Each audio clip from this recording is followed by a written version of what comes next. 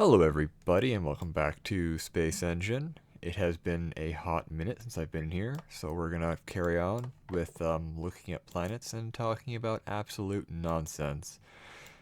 Boy, oh boy, I have been busy this month, as well, last couple of months, honestly, but gotten a lot done. Winter's rolling around or rolling in. It's supposed to be snowing now. I haven't checked if it is snowing or not. I'll just assume it is and go with that. Let's check. Oh, the planet does have life. Okay. You know what snows on Mars? It's not like Earth snow, but the Phoenix lander detected snowflakes in the upper atmosphere, like very big water ice crystals. That's kind of cool. It also snows on Venus, but it snows like, what is it, pyrite? Like liquid metals. And they discovered this while doing radar mapping. I think it was Magellan doing radar mapping. And they found that the peaks of some high mountains were unusually reflective. And they were like, that's interesting. And it turns out they're coated in a thin layer of metals, like pyrite and stuff. And what they think happens is these metals are volatile. Like they have a low melting point comparatively. So they vaporize out of the rocks in the surface and then condense in the air as basically snow and then fall out and then melt and then just recycle. So there's like a weird metal cycle on Venus, and I find that fascinating. All right, this planet has a mostly well. Let's look at the information on it. That's my journey log. That's not what I want. Let me back up a little bit. Planet information. All right, we have an atmospheric composition of where it's okay, over here. Mostly nitrogen, about 79. Oh, that's actually not dissimilar to Earth. We're like 70% nitrogen. 15% carbon dioxide, oxygen, sulfur dioxide, water, carbon monoxide, argon, and neon. Interesting, interesting. I would assume the water makes sense considering there's water on this planet. It does have a hydrosphere, right? Oh. Oh. Well. Hmm. That's definitely an ocean. However, the sulfur dioxide ocean, that is interesting to me because there's some ideas that there could be extremophile life that lives in the like under the crust of Io and lives in sulfur dioxide in lieu of water, or like it's the solvent of choice for that kind of biochemistry. I don't know what that'd be based on. It could be carbon based, but I assume something like silicon based would actually. Silicon based life is a weird sell when you think about it. But no, either way, yeah, sulfur dioxide is actually a somewhat plausible fluid or solvent for life. And how's the atmosphere looking? Atmosphere is what? Well, yeah, okay, whatever. What's the density? Pressure 78 atmospheres, so it's quite thick. You know what? Let's go to the surface of this planet because why not? Yeah, the joy of Space Engine is I think of a topic and then I talk topically about that topic, which I don't have a topic to talk about topically, so I'm just making stuff up as I go along. Wow. I guess it is cold here. It's the sulfur dioxide. Is it sulfur dioxide? Yeah. I know it's some. Wait a minute. I could be telling lies again on the internet, and this time unintentionally, as opposed to when I do it intentionally. Sulfur dioxide. I think it was sulfur dioxide. Oh no, it might be hydrogen sulfide as well. Oh, bugger, I forgot which one it is. Is it hydrogen sulfide or sulfur dioxide? Point is, there is some sulfurous compound that can exist under the crust of Io that life might use as a universal solvent. It's either sulfur dioxide or or I can't. I just can't. Uh, I am not a chemist, okay? This is all hobby for me. Sulfur dioxide, hydrosulfur. No. Point is, yes, interesting. Sulfur compounds, universal solvent, exotic life. Let's find somewhere else to go. It's new in the world. America had an election. Good luck with that. That's all I'm gonna say. Um, More space companies are getting into the reusable rocket game, which is fantastic because I hate monopolies. I hate them with a burning passion. And I hate the concept of SpaceX being a monopoly. People are like, oh, we don't need this, we just have SpaceX. And it's like, that's a terrible idea. You want redundancy. Or people are like, oh, we should get rid of Starliner. It's like, yeah, Boeing sucks. But we need to have some redundancy in human spaceflight because my country doesn't have any. We don't have human spaceflight. We rely on America. So this is important to me as well. And I always remember when we just had Soyuz going back and forth to the ISS, and then they had the MS-10 pad abort, and that grounded Soyuz, and then we just all lost access to the space station because America didn't have anything. It was just Russia. So if anything were to happen to a Crew Dragon, America would lose access to the space station unless they had something else to pick up the slack, or bum off Russia some more. But which they still do, and it's funny. People are really confused by us. It's like, why is America still using Russian Soyuz to go to and from the space station? And it's like, it's crew exchange. They've been doing that for years. In fact, there was a Russian cosmonaut on board one of the most recent Crew Dragon. It's just how it is. Personally, I like there being cooperation in space because even no matter how bad things get politically here on Earth, there has to be some semblance of unifying, working together. Otherwise, what's the point? Like, countries aren't even real, so it's like, it's just so dumb. Oh well. Oh, my headset turned off because it just decided to give up on there not being any sound. Doesn't change anything, I'm still talking to myself, but whatever. Like my video about countries, and it was funny because so in space travel, I like there being some semblance of cooperation because that's fine. Space will always exist. Our need to go out there will always exist. Our political power structures are temporary. Our current fears are temporary. Our current views are temporary. Our cultures are temporary. Our languages are temporary. The language I'm speaking right now will probably be horrifically different in 1,000 years. In fact, the language I speak was different now than it was when I was born. Everything's so plastic that the idea of kneecapping long-term development, especially in space travel, because of short-term political things, is just weird to me. So, yes, cosmonauts on Dragon, astronauts on Soyuz, and I was going to say whatever they replace Soyuz with, but let's be perfectly honest. Roscosmos is not building a new spacecraft anytime soon. They just don't have the funding for it. All their money is like siphoned by oligarchs. China, on the other hand, China's actually doing a pretty good job in their space program. I'm kind of at this point, like 50-50, that China gets back to the moon first. But, yeah, we'll see. We will see. Is that Andromeda? Wait. Am I in Andromeda? Wait. Where am I? Oh, I am in Andromeda. How long have I been in Andromeda? Whatever. I guess we're in Andromeda. That was kind of weird. What is new in the world of science and technology relevant to me? Because I complained about countries for a little bit. Nobody cares about that. My radio telescope is pretty much ready to go. It's probably going to get deployed somewhere next summer. I need to contact my friend at the observatory and see what's up with that, actually. Because we haven't really spoken this summer. Because I've been busy and he's been busy. But, see how that's going. Because I want my telescope to get set up. I'm going back to a single dish method where it's just a single dish doing its thing. And, ooh, I don't want that. I don't want spacecraft mode. And I'm just going to see if I can keep making the dish bigger and bigger as time goes on. Because, why not? Why not?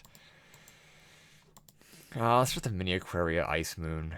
I don't care about those anymore in this game. In real life I do, but not in this game. Boring.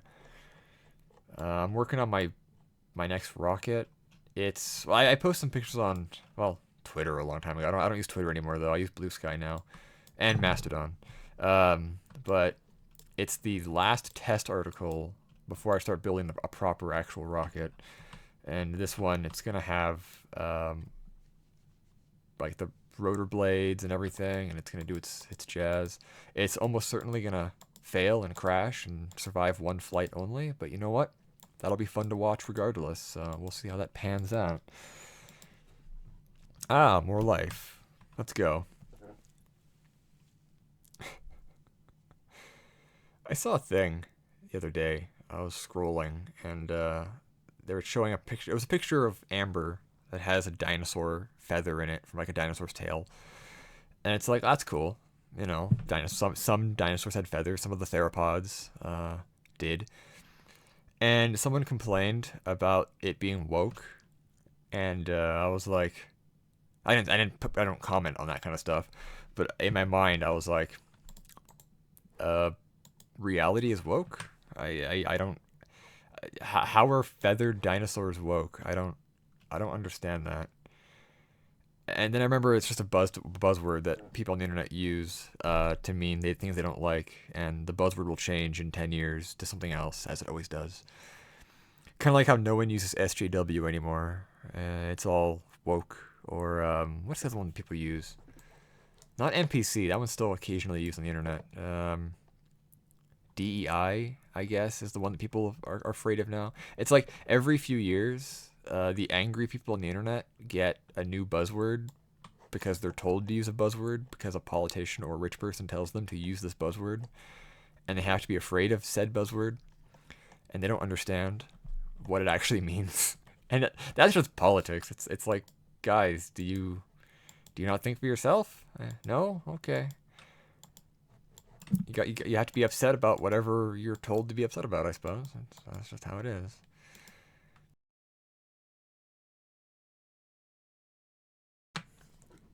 One of the things I've been working on recently is custom orders for my Etsy shop, like making 3D models and all that. And the current ones I'm working on is this autonomous submarine, or AUV, called the Sunfish. I'm making a model of that. Well, I'm printing it out currently. But also the Iron Mole from At Earth's Core and Virgil from The Core. So two vehicles that are the exact opposite of a spaceship. But I find it fun. The Iron Mole came out quite nice, and it's nice. It's fun. Virgil, I'm currently printing off. It's fun. I always liked The Core. It was a very dumb movie. I'm not gonna say it wasn't, but it's a guilty pleasure. I enjoy the ship, made of unobtainium because engineer. That was back when it was still a funny engineering joke, before Avatar ruined it. Because people were like, unobtainium. They made up a funny word for their material in Avatar. It's like, no, James Cameron took an existing term that was a joke by engineers and ruined it. Oh well. It is what it is. But if anyone doesn't believe me, watch The Core from 2003. The ship's made of unobtainium. They say it in the movie multiple times. Organic unicellular marine. Oh, also, I looked it up because this is actually, I'm recording this after the last recording because there was a lot of stuff. I went on tangents that were just a waste of time. So I went and looked it up quickly, and I was correct. It was sulfur dioxide is the solvent of choice for theoretical life on Io. Because apparently its atmosphere is full of sulfur dioxide. It's like, oh, interesting. But there also could be hydrogen sulfide. There's a lot of sulfurous compounds that could potentially be advantageous for life. Like in Venus again, going back to my favorite planet. Or, yeah, actually Venus's favorite planet. Titan's best object, but Venus's best planet. The mysterious UV absorbers in the atmosphere that seem to absorb UV light in bands, but they come and go almost seasonally, kind of like algae blooms. And it's probably chemical, but there's an idea that it might be bacteria in the atmosphere of Venus, and that's cool. But if there is life in the clouds of Venus, they could live off of the sulfuric acid in the atmosphere, because that's just H2SO4. So you have hydrogen and sulfur. You can use that for all kinds of stuff, because there's very little water vapor in the atmosphere. But if it's life, organic life like us, it would probably need hydrogen. It needs water. And yeah, H2SO4, hydrogen sulfide. Boom, you got it. It's, of course, you need to like break it, metabolize it and break it up. But you get your sulfur, you get your hydrogen ions. It can totally work. So I am completely on board with the idea of there potentially being life in the clouds of Venus. Whether there is or not, no idea. How confident I am? Not terribly, but hey, I'm totally on board with the idea. We have another temperate lacustrine Terra with life. Thank you very much. An atmosphere composed mostly of carbon dioxide, water, and nitrogen with a 17 atmosphere pressure. That is pretty intense. That's fantastic. Good to know. We're still in Andromeda, right? I don't actually remember where I left off. Let's find out. Yep, Milky Way, we're still in Andromeda. I'm only human after all. Oh, BioWare. I have never actually played a Mass Effect game, but I know all the lore and the characters and the species. It's fun. Never actually played one. I just like reading. I compulsively read wikis. It's just what I do. I have to read and learn something, especially before going to bed. I have to just learn. I can't just get into bed and go to sleep. I have to read and figure something out. And sometimes it's just wikis. Not always, but sometimes. Alright, what do we have here? Okay. A planet with life. Is it... Oh, it's a moon with life. And it's a mini Aquaria with life. Subglacial. I am not going there because I'm tired of that. We don't need any more of those. My goodness. I love ice shell moons, and I believe that they are probably the most common abode of life in the galaxy. But in this game, they all are very similar. I want to find an interesting one. In fact, you know what? Let's go to Io, because I've been talking about it. Jupiter, Io. Let's go. Boom. Welcome to Io. Yeah, the atmospheric composition is sulfur dioxide and sulfur monoxide. I find that fascinating. Can I not? Why isn't not? Ah, there we go.